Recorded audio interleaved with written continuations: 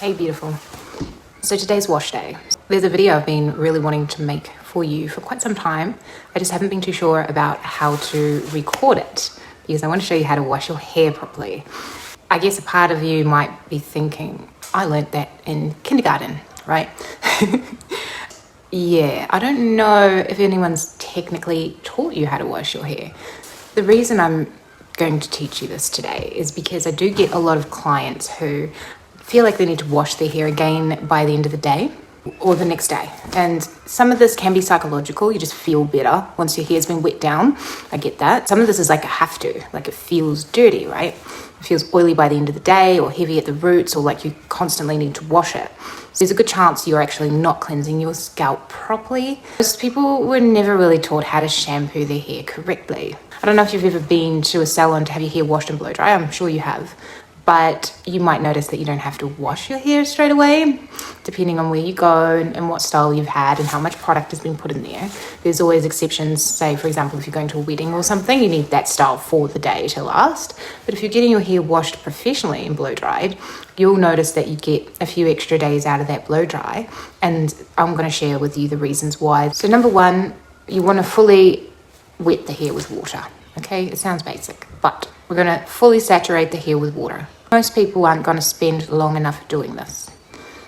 I want to caution you not to use boiling water. Like really hot water does add heat damage to the hair. And I want to encourage you to use like a tepid, cooler water if you can. You'll get much shinier hair through doing this. So if the hair isn't properly wet, your shampoo won't spread evenly and usually end up using way too much product. Once the hair is fully saturated, you want to emulsify your shampoo between your hands first before applying it to your scalp.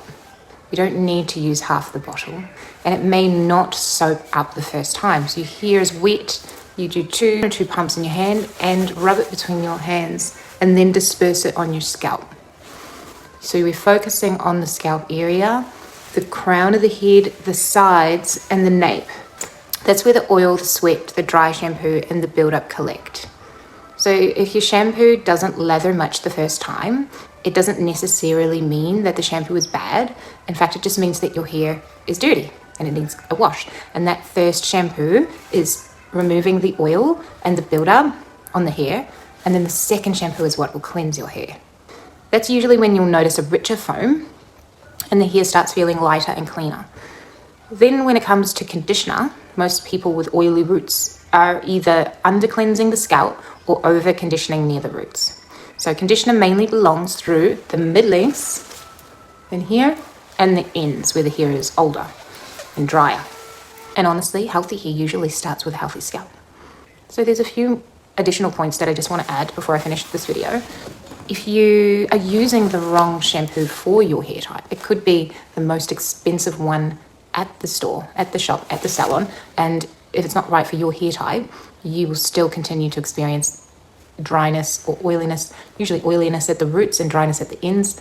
We want to really make sure we start with what it is that your hair needs and what hair type you have. I go to my website, I do have a short quiz on there that will help categorize you and will give you some recommendations. I encourage you to use sulfate-free and paraben-free because I think it pays to be gentle with your hair. And we're always looking after the scalp first. If you do have any scalp conditions like dry scalp, dandruff, oily scalp, you really do need to see your doctor or at least your chemist. So go and get something a little bit more prescribed for that because sometimes you're dealing with something a little bit more than using the wrong shampoo and conditioner. The same goes for excessive hair loss. So you are probably going to be losing anywhere between 75 to 100 hairs a day naturally, and anything more than that, you've got to look at telogen effluvium and perimenopausal and menopausal hair.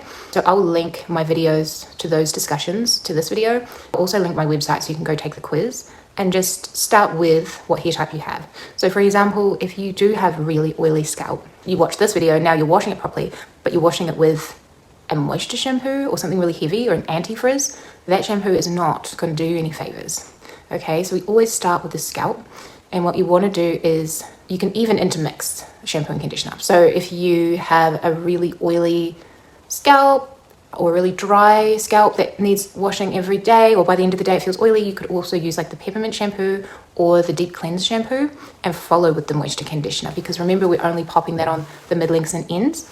So you can intermix those two, and the best results is kind of like going on a vitamin. So when you're using a vitamin, you don't expect it to work the second you take it. So you really want to treat it like a vitamin and allow the ritual, the hair ritual and the new habit to really take hold. Give yourself a good month of using it and changing the habit, because some of this is going to be habitual as well. So you are going to be used to washing your hair often if you are in this mindset. And once you change the way you wash your hair, it is actually really ingrained in you to wash it how you're washing. Another thing I want to add, so once you've got the right shampoo and conditioner, you want to be starting with what you have. Choose the right shampoo and conditioner.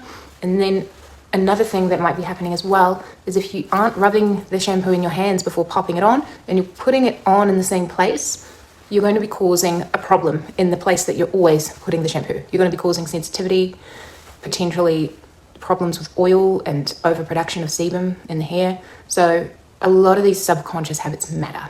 Remember to choose your aftercare really, really carefully as well.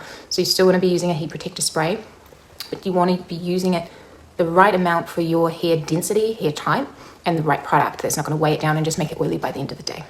All right, that's enough for now. I will speak to you in the next one.